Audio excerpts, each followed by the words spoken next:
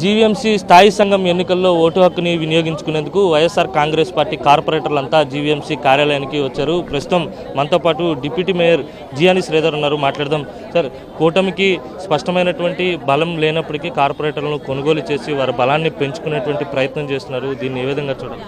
మనం చూసాం, కూటమి ప్రభుత్వం అధికారంలోకి వచ్చి 2 నెలలు పూర్తి కావస్తుంది.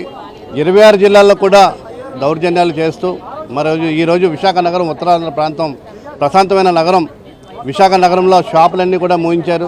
144 సెక్షన్ పెట్టారు. ట్రాఫిక్ ఆఫ్ చేశారు. బస్సులు కూడా తిరగనివ్వకుండా ఈ ప్రాంతంలో చేశారు.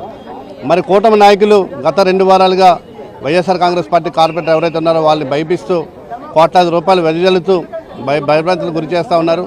ఏది ఏమైనా జగన్మోహన్ రెడ్డి గారి నాయకత్వంలో, సుబ్బారెడ్డి గారి నాయకత్వంలో ఈరోజు ఉదయం 10 నుంచి 2 వరకు జరిగే ఎలక్షన్స్లో 10కి 10 పూర్తి మెజార్టీతో వైఎస్ఆర్ కాంగ్రెస్ పార్టీ కార్పొరేటర్లు అందరూ కూడా గెలవబోతూ ఉన్నారు.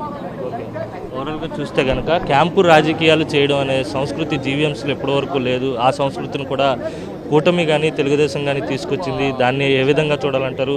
గెలుపుపై మీ అభిప్రాయం ఏంటి?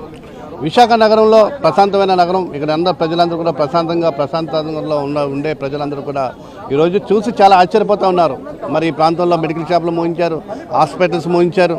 మరి అన్ని బస్సులు కూడా రానివ్వకుండా ఇక్కడ చేశారు. మరి కోట్లాది రూపాయలు కుమ్మరిస్తూ మరి ఈరోజు ఎలక్షన్ చేస్తూ ఉన్నారు. పూర్తి మెజార్టీ మాకున్నా కూడా మరి ఏదైనా ప్రజలందరూ కూడా గమనిస్తూ ఉన్నారు. మనం చూస్తున్నాం, ప్రతి జిల్లాలో కూడా హత్యలు కానీ, దాడులు కానీ, రకరకాల దౌర్జన్యాలు చేస్తున్నారు. ఏదైనా విశాఖ నగర ప్రజలు ఈరోజు గెలుపు ద్వారా మరి ఒక మంచి మెసేజ్ని జగన్మోహన్ రెడ్డి గారికి ఇవ్వబోతున్నారు.